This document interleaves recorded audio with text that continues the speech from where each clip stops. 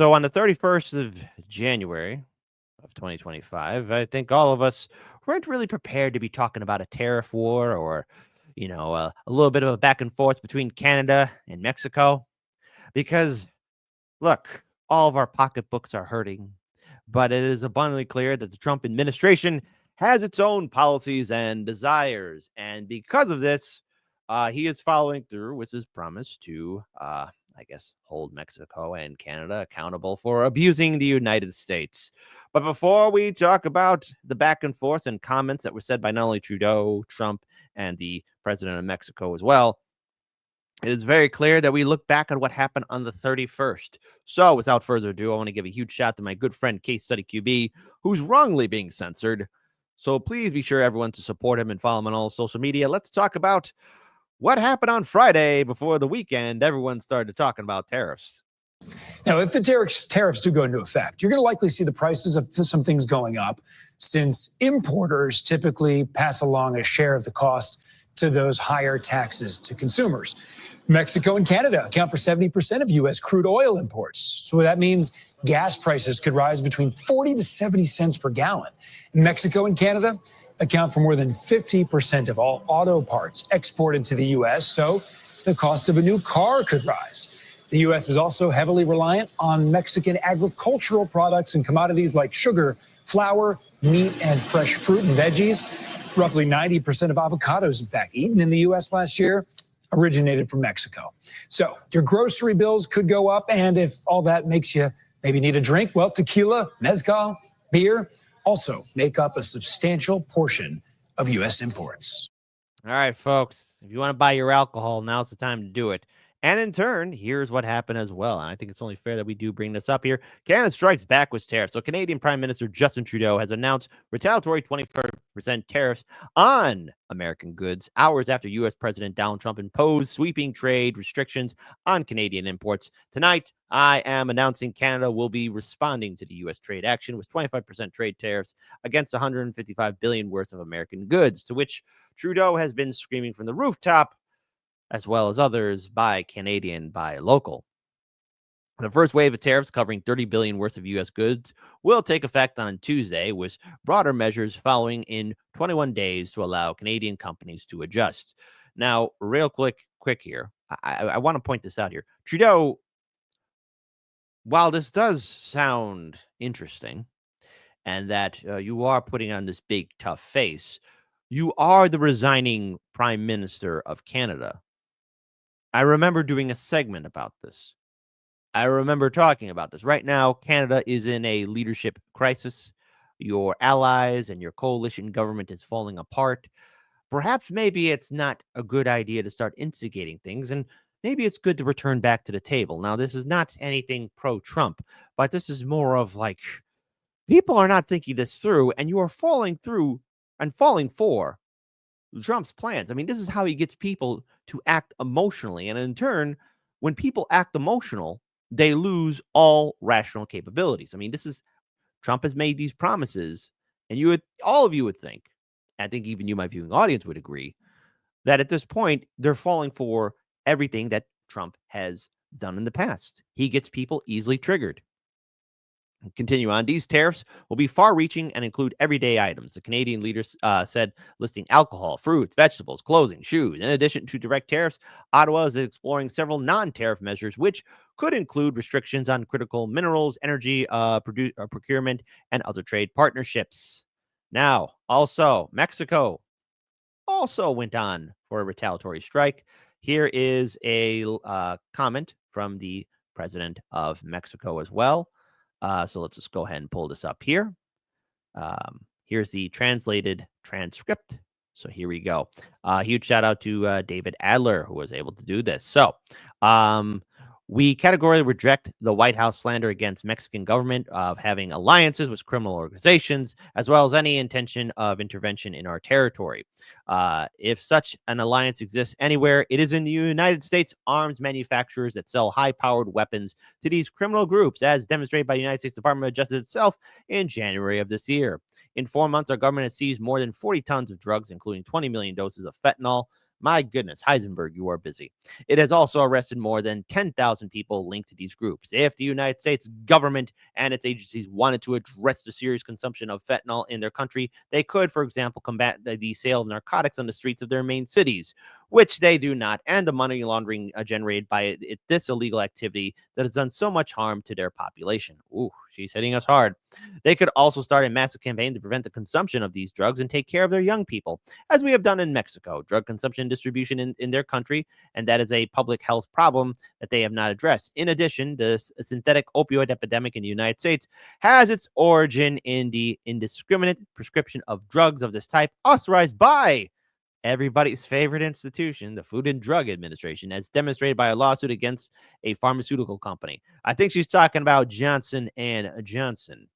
Mexico does not want confrontation. We start with collaboration between neighboring countries. Mexico does not want fentanyl to reach the United States, but anywhere.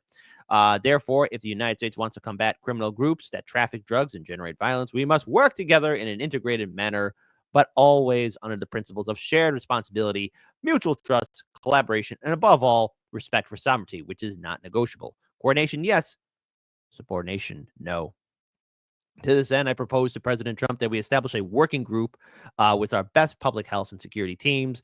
Problems are not solved by imposing tariffs, but by talking and dialogue, as we did in recent weeks with your State Department to address the phenomenon of migration, in our case, with respect for human rights. The graph that President Trump has been posting on social media about the decline of migration was created by my team, which has been in constant communication with his. I instruct the Secretary of Economic to implement Plan B that we have been working on, which includes tariff and non-tariff measures in defense of Mexico's interests. Nothing by force, everything by reason and right. So, folks, the fight is on. The H is on. And so now we have to address comments from none other than Trump himself. The European Union has treated us so terribly. You promised Americans to try to reduce costs, and so many of the products that would be tariffed when they come into the country, the outgoing country is not paying the tariff. The buyers in the United States pay that, and then that's passed on to consumers in most instances. Sometimes. How would you expect to have prices come down if you have such a broad plan for tariffs? And what do you say to the voters who want to see you reduce everyday costs? Well, let me just tell you that I got elected for a lot of reasons. Number one was the border. Number two was inflation, because I had almost no inflation. And yet I charged hundreds of billions of dollars of tariffs to countries. And think of it, I had almost no inflation, and I took in $600 billion of money from other countries.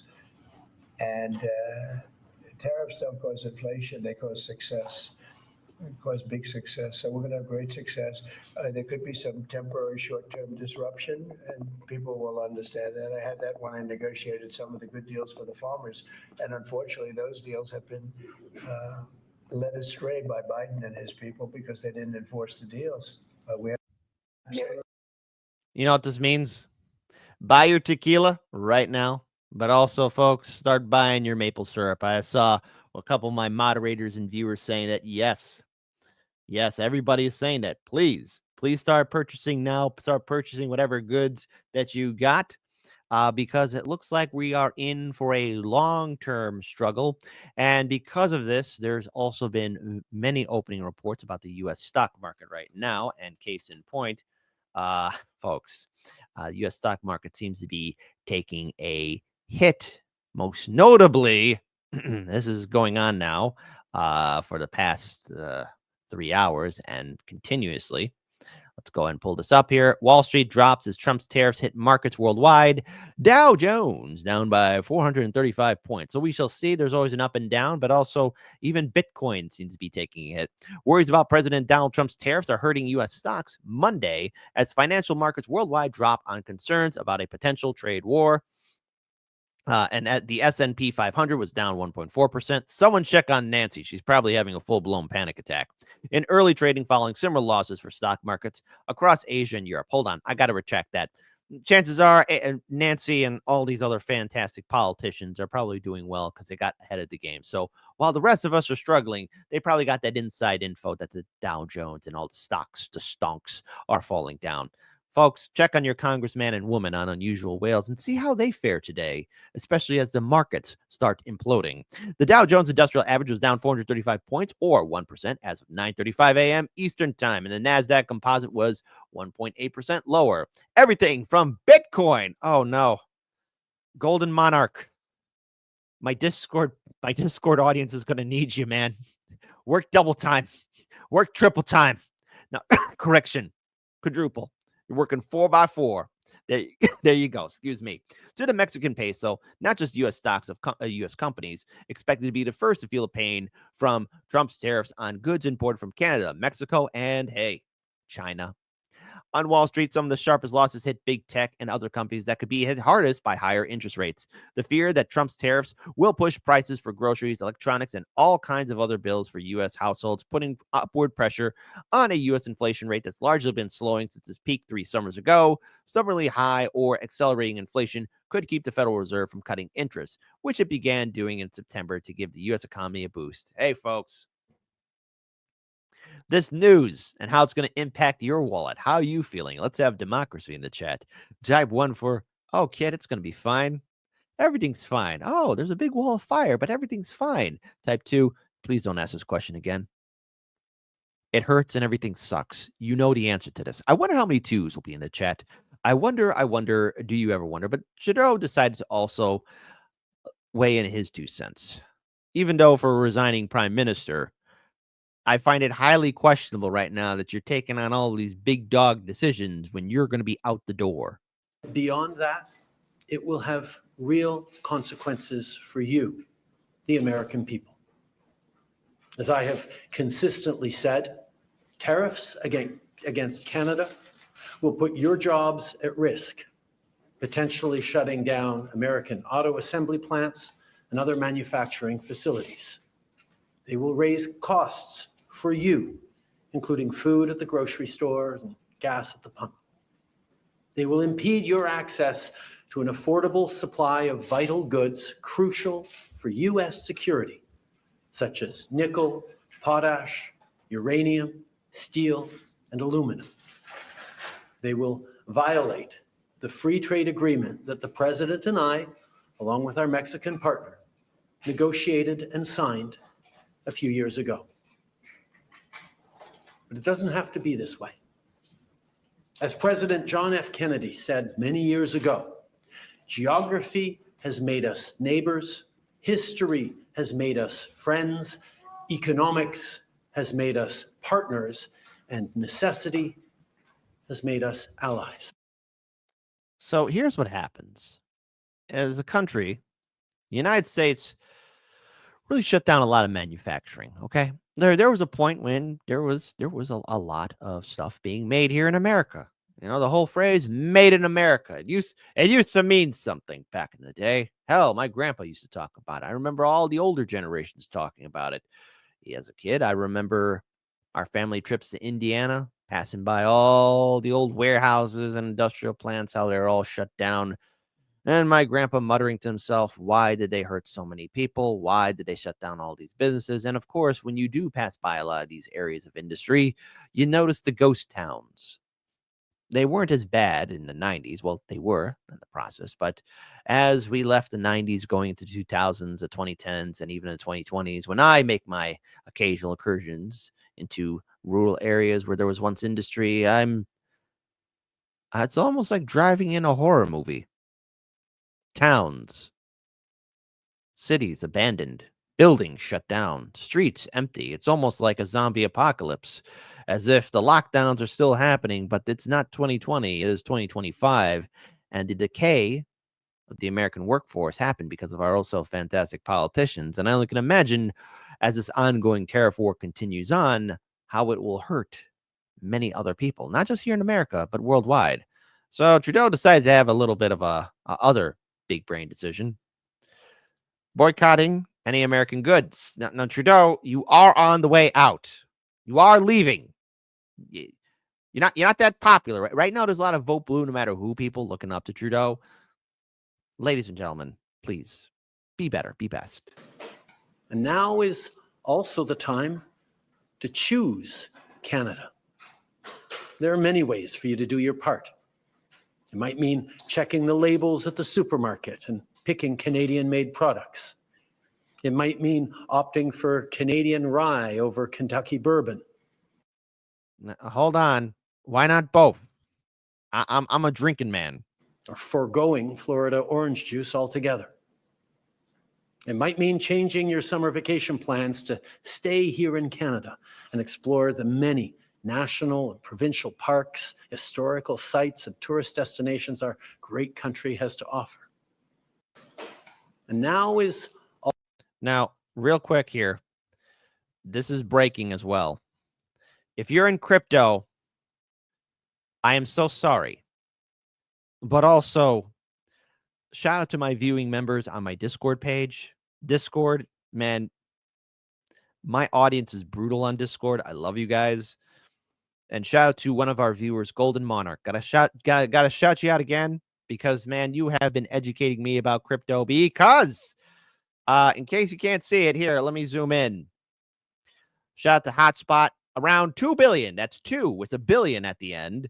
In value wiped out from the cryptocurrency market over the last 24 hours. So we've got the heavyweight champion, Bitcoin, negative 3.30% as I speak right now. Ethereum, negative 9.04%. XPR, negative 11%, 0.92. We've got Dogecoin, Say It Ain't So, Solana, BNB, Su, Pepe, and the whole fantastic rest. Check on your friends right now who are heavily involved in crypto. They're probably not okay. Okay. No, seriously, I definitely like, hey, when my audience here, this is why I love my audience. When my audience can help educate me too, so that I am better and more informed, that's how I know I'm doing a good job with the show and everything else, because I'm talking to people. Okay. And yes, hey, I got to fact check. I got to look. I got to source everything out. But 10 out of 10, Golden Monarch, you've been hitting the nail on the head. So gonna give you a huge shout out here. So there you go. Shout out to Golden Monarch. This is why you got to join our Discord and double check you're still subscribed to Hard Lens Media. But yes, Bitcoin is also taking a huge and heavy hit right now, and it's not looking good for a lot of people across the board. Everyone needs to really right now prepare themselves for more economic instability and uncertainty. Now, will things calm down? Oh, of course, but Bitcoin and cryptocurrency have been a huge point in which people have been, covering and talking about. But also, there's another consequence to this trade war and tariff war that perhaps maybe people might not be covering as much. And while I still have the Bitcoin up here because I think that red image is scary, there's another thing to take into account, and that is Donald Trump has been making this promise to expand U.S. influence within the Northern Hemisphere, most notably, of course, and while we do joke about it, either the purchase of Greenland or either that having it independent, turning it into a protectorate of that nature. Yes, there is a joke of, I don't know how much of a joke it's funny, Canada becoming the 51st state, but then as well, the U.S. retaking control of Panama. Because as of right now, as I speak, this takes place right now. Panama officially ends its 2017 Belt and Road Initiative agreement with China and plans to avoid existing deals. There are subtitles, but I will be pausing and reading as much as I can so that you, the audience, can follow along. Una cosa importante, que es una decisión que adopté y se la comuniqué. El memorándum de entendimiento del año 2017 sobre la ruta de la seda de Belt and Road Initiative no será renovado por mi gobierno. So he's indicating that his government was speaking to the government of China, that they will not be renewing the 2017 Belt and Road Initiative. For those of you who have been following along with the story with the Panama Canal, the United States did give control of the Panama Canal back to the people of Panama, which in turn then leased it to China, or correction, by proxy, Chinese corporations. And perhaps maybe this is a sign that the Panama Canal could either once again fall into Panama's hands or or come under U.S. oversight. Apologies for the stutter. Eso es así.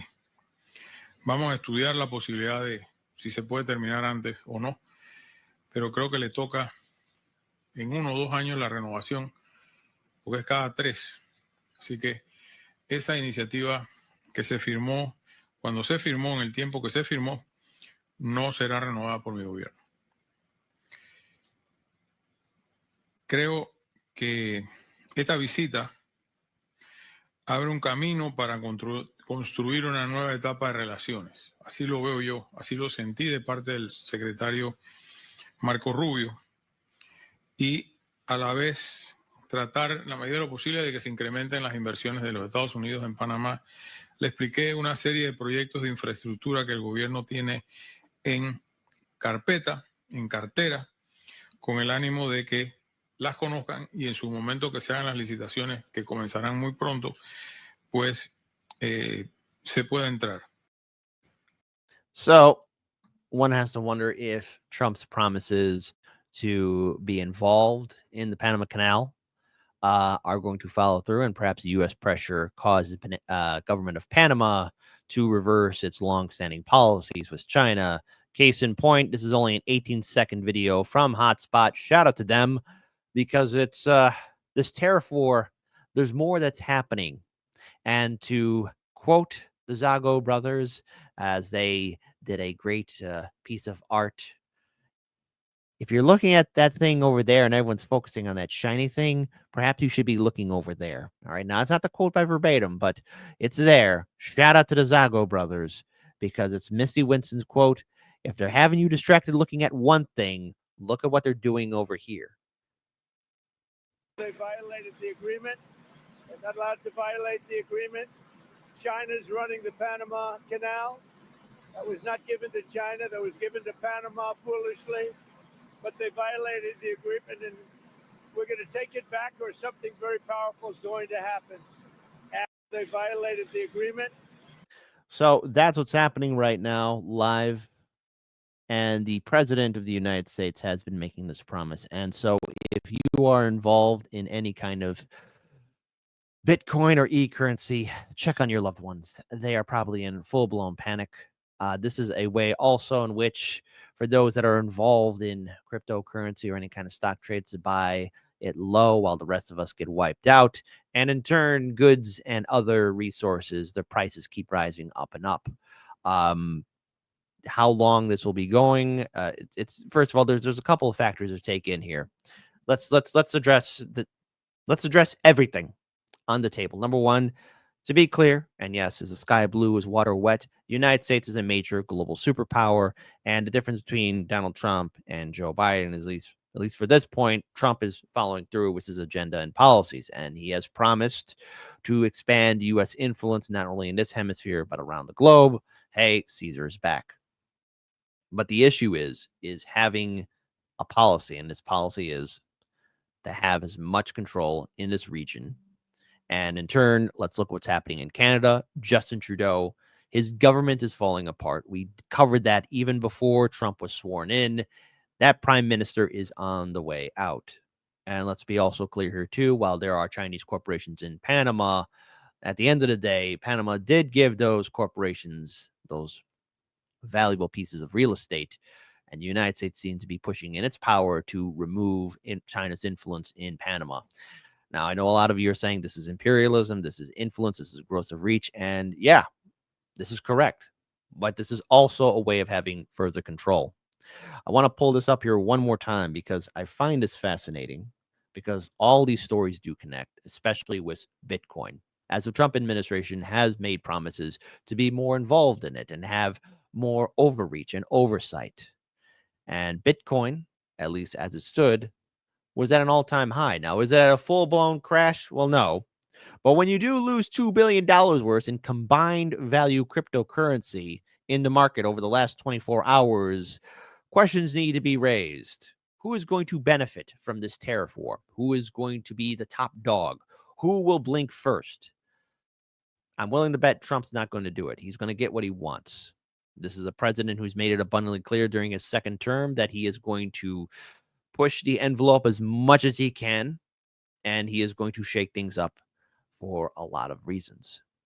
So we are going to be continuing following along with this story, But in regards for the economy, in regards for you, my viewing audience, unfortunately, Hard Lens Media has to tell you, keep an eye on your wallet. Update. See, this is why I love my audience. I got a super chat here. Let me first acknowledge this here. So give uno momento, por favor, my lovelies.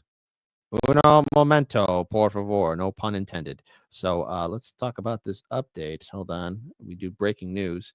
Let's go ahead and do breaking news. Breaking news indeed, because this just happened. Breaking news.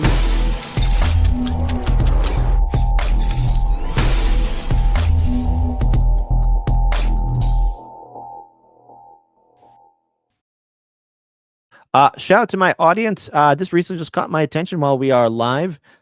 Breaking news. What do you think? $5 from MT Gordon 65. So what's going on?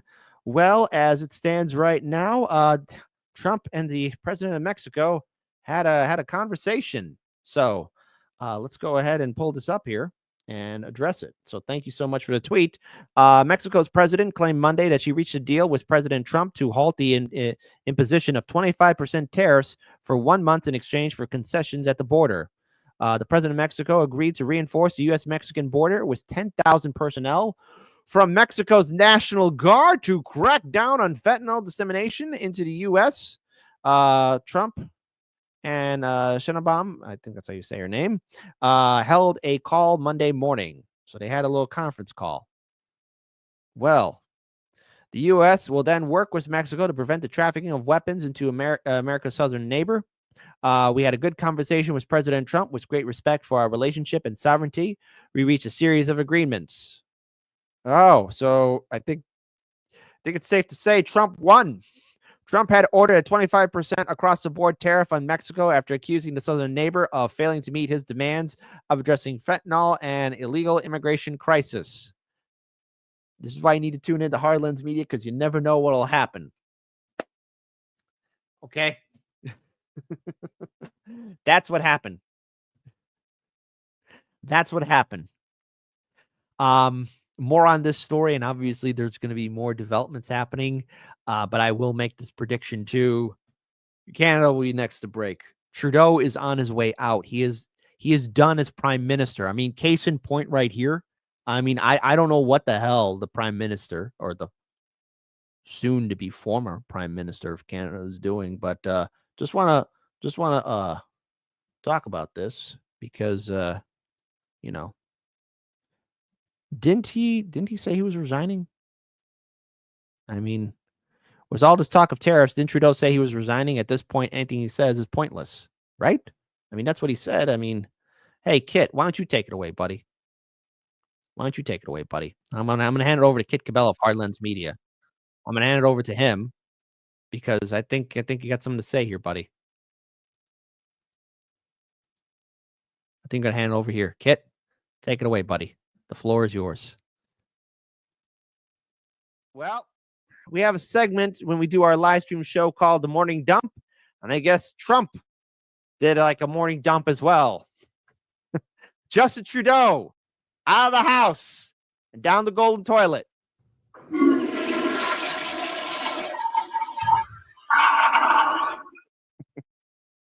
Hey, I think Canada's next.